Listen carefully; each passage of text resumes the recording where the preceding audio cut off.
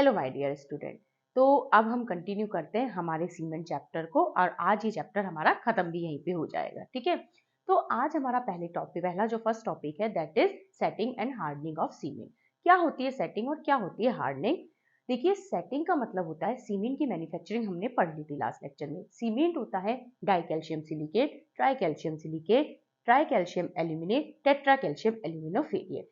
ये जो सीमेंट आपके पास में बन के आया, जब आप सीमेंट के अंदर वाटर ऐड करते हैं तो वाटर ऐड करने पर ऑब्वियसली हाइड्रेशन और हाइड्रोलाइसिस ये रिएक्शंस होंगी, क्योंकि सीमेंट है उसमें आप पानी को ऐड कर रहे हैं तो केमिकल रिएक्शंस होंगी। केमिकल रिएक्शन होने पर जो इनिशियल जेल का फॉर्मेशन होता है, देखिए अगर मैं बात करूं कि सेटिंग क्या होती है, तो सेटिंग होती है जब आप सीमेंट के अंदर H2O को ऐड करते हैं तो इनिशियल जो जेल फॉर्मेशन होता है, इनिशियली जेल फॉर्मेशन होता है, उसे कहा जाता है सेटिंग ऑफ सीमेंट।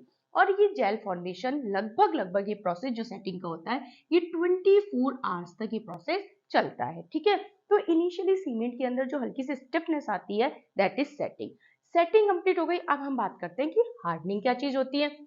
अगर मैं आपको बात करूं कि हार्डनिंग क्या चीज है, तो अब सीमेंट के अंदर एक बार जेल का फॉर्मेशन होने के बाद ऐसा नहीं है कि अब सीमेंट के अंदर स्टिफनेस नहीं आएगी। सीमेंट अभी भी स्टिफ होती जाएगी, एकदम धीरे धीरे रॉक जैसे स्ट्रक्चर में चेंज होती है। आपने देखा भी होगा कि किस तरीके से सीमेंट एकदम प्लास्टिक मास रॉक जैसी स्ट्रक्चर में चेंज हो जाती है।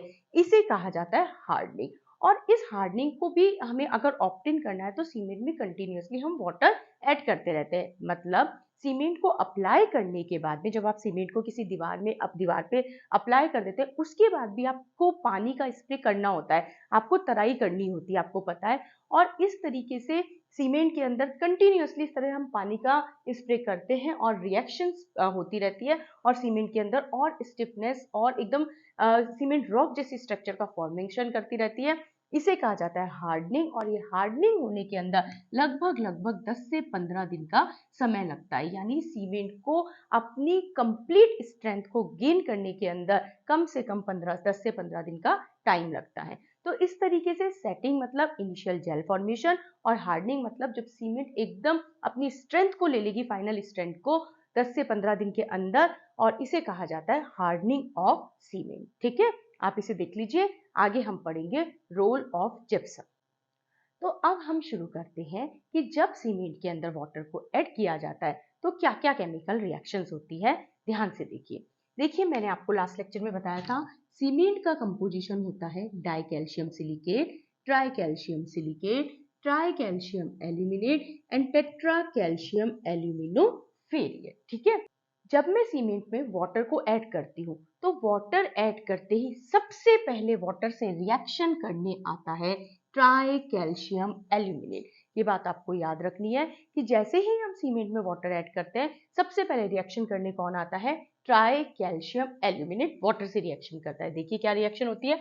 अगर हम लिखें 3CaO.Al2O3 प्लस आप वाटर के साथ इसकी रिएक्शन कराएंगे 6H2O की, अगर हम मॉलिक्यूल यहाँ ले लें तो बन जाता है 3CaO.Al2O3.6H2O। यानी कि हमारे पास में सीमेंट में वाटर ऐड करते ही सबसे पहले ट्राई कैल्शियम एल्यूमिनेट आता है और वाटर के साथ रिएक्शन करता है और इसके क्या बन जाते हैं? क्रिस्टल्स यहाँ पे बन जाते हैं और बहुत सारी यहाँ पे हीट लिबरेट होती है क्योंकि हाईली एक्सोथर्मिक रिएक्शन ये होती है। तो इस तरह हम देखते हैं कि जैसे ही हम सीमेंट के अंदर वाटर को ऐड करते हैं, वाटर को ऐड करते ही सबसे पहले रिएक्शन करने के लिए आता है ट्राई कैल्शियम एल्यूमिनेट और ये ट्राई कैल्शियम एल्यूमिनेट वाटर से रिएक्शन करते ही सीमेंट के अंदर तुरंत स्टिफनिंग ले आता है, सीमेंट को तुरंत एकदम हार्ड रॉक जैसी स्ट्रक्चर में चेंज कर देता है, जिसे हम कहते हैं इनिशियल सेटिंग, ठीक है। अब इस वजह से क्या होता है कि और जो हमारे कंपोनेंट होते हैं di calcium silicate, tri calcium silicate, tetra calcium aluminoferrite, ये वाटर के साथ रिएक्शन नहीं कर पाते। वाटर के साथ रिएक्शन नहीं करते, सीमेंट के अंदर क्रैक्स आ जाते हैं और उस सीमेंट को हम यूज में भी नहीं ले सकते। क्यों? क्योंकि वो सीमेंट तुरंत एकदम रॉक जैसी स्ट्रक्चर में एकदम जल्दी से स्टिफ हो रही है और रॉक जैसी स्ट्रक्चर में चेंज हो रही है, तो आप उसको अप्लाई कैसे करेंगे? समझ रहे हैं? और उसमें क्रैक्स आ जाते हैं। तो क्या समाधान है? क्या करें? लगाइए आप दिमाग अपना। यस, बिल्कुल सही। क्या समाधान है? आप इस ट्राई कैल्शियम एल्यूमिनेट को यहाँ से हटा दीजिए। इस ट्राई कैल्शियम एल्यूमिनेट को यहाँ से हटाने का काम करता है जिप्सम। तो मैंने आपको बताया था सीमेंट में, सीमेंट मैन्युफैक्चरिंग के वक्त जब ग्राइंडिंग प्रोसेस होती है तो 1 से 2% जिप्सम इसीलिए ऐड किया जाता है क्योंकि वो जिप्सम इस ट्राई कैल्शियम एल्यूमिनेट के साथ रिएक्शन करके और इसे इनसॉल्यूबल प्रेसिपिटेट के अंदर चेंज कर देता है। और जब ये यहाँ से हट जाएगा तो ऑब्वियसली अब पानी आप ऐड करेंगे, पानी ऐड करेंगे तो C2S, C3S, C4AF आराम से धीरे धीरे पानी से रिएक्शन करेंगे। सीमेंट के अंदर स्टिफनिंग आने के अंदर टाइम लगेगा, धीरे धीरे सीमेंट के अंदर स्टिफनिंग आएगी और आप देखेंगे सेटिंग पीरियड बढ़ जाएगा, यानी सीमेंट को जेल में कन्वर्ट होने का टाइम जो है सेटिंग पीरियड वो बढ़ जाएगा। सेटिंग पीरियड बढ़ जाएगा मतलब कि जिप्सम ने यहाँ एज ए रिटार्डर वर्क किया है। रिटार्डर मतलब उसने रेट ऑफ रिएक्शन को क्या कर दिया, स्लो डाउन कर दिया है। ध्यान से समझिए, पहले मैं रिएक्शन लिखती हूँ फिर हम देखते हैं। देखिए तुरंत स्टिफनिंग आ गई, सेटिंग पीरियड बहुत जल्दी आ गया, हमने क्या ऐड कर दिया, जिप्सम। जिप्सम ऐड करने पे क्या हो, जिप्सम ऐड करने पर हमारे पास में रिएक्शन होगी 3CaO.Al2O3 प्लस CaSO4.2H2O, ये जिप्सम होता है, और ये हो जाएगा 3CaO.Al2O3.CaSO4.XH2O, और ये इनसॉल्यूबल आपके पास में क्या बन जाएगा, कॉम्प्लेक्स का फॉर्मेशन हो जाएगा। रिएक्शन में कुछ भी नहीं है, आपको सीमेंट का कंपोजिशन अच्छे से याद होना चाहिए। Die calcium silicate, tri calcium silicate, tri calcium aluminate, tetra calcium aluminate, और ये इस तरीके से जिप्सम के साथ आपको रिएक्शन कराएंगे, इनसॉल्युबल कॉम्प्लेक्स आपको मिल जाएगा। अब क्या होगा, अब आप जब पानी ऐड करेंगे तो वो पानी आराम से C4AF, C3S और C2S से रिएक्शन करेगा। रिएक्शन धीरे धीरे होगी, धीरे धीरे रिएक्शन होगी, मतलब आपका सेटिंग टाइम जो है, आपका सेटिंग टाइम क्या हो जाएगा, वो इंक्रीज हो जाएगा।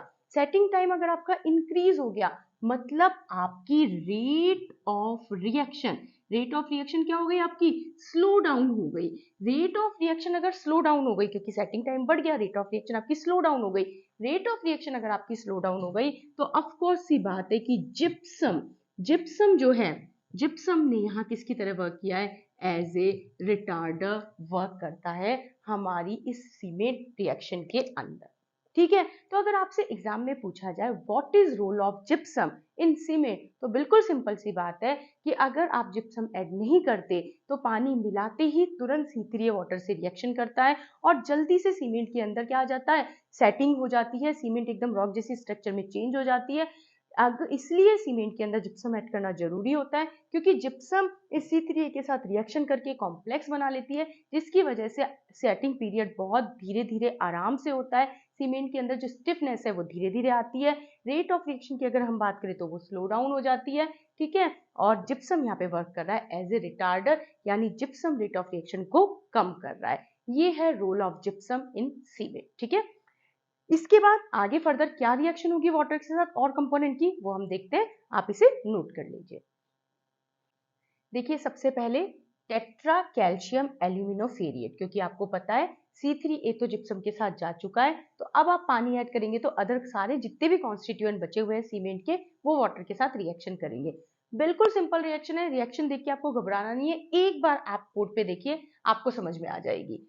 4CaO.Al2O3, यानी कि मैं इसको शॉर्ट में लिख सकती हूँ C4, मैंने आपको बताया था कैल्शियम ऑक्साइड को हम C से रिप्रेजेंट कर सकते हैं, AF। ठीक है, इस C4AF की रिएक्शन जब हमने किसके साथ करा दी, H2O के साथ करा दी, किसका फॉर्मेशन हो गया, देखिए यहाँ से 3 मॉलिक्यूल निकल के यहाँ पे आ जाएंगे और 6 मॉलिक्यूल वाटर से रिएक्शन करेंगे तो C3A.6H2O, बिल्कुल सिंपल रिएक्शन है। और यहाँ पे हम CaO को अगेन क्या लिख सकते हैं, Fe2O3 को हम क्या लिख सकते हैं, F.H2O।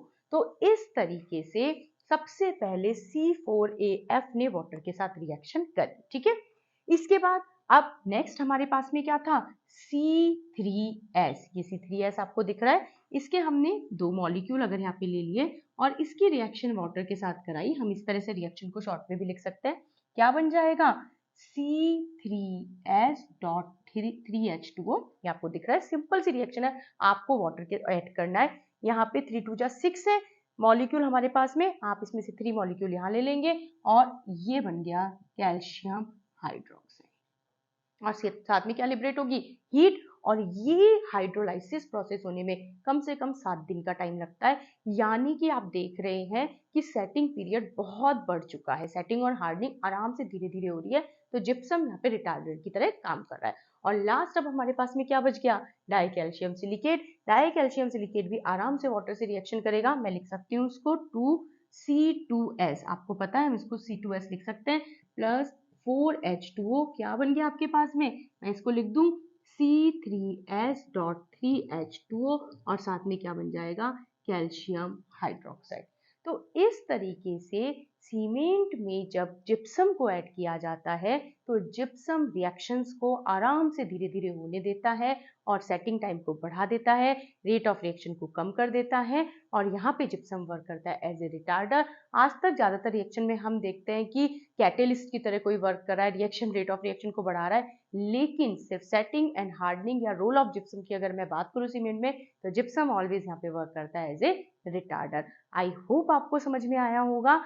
तो ये आपका सीमेंट चैप्टर कंप्लीट हो गया है। नेक्स्ट हम पढ़ेंगे ऑर्गेनिक रिएक्शंस केमिस्ट्री के अंदर, जो इंजीनियरिंग केमिस्ट्री का टॉपिक है, 5th यूनिट है आपकी, उसमें से क्वेश्चन आता है एग्जाम में। इसके अलावा अगर आप कोई कंटेंट, कोई टॉपिक पहले पढ़ना चाहते हैं, आप मुझे कमेंट बॉक्स में लिखकर बता सकते हैं। आज के लिए इतना ही। Thank you very much.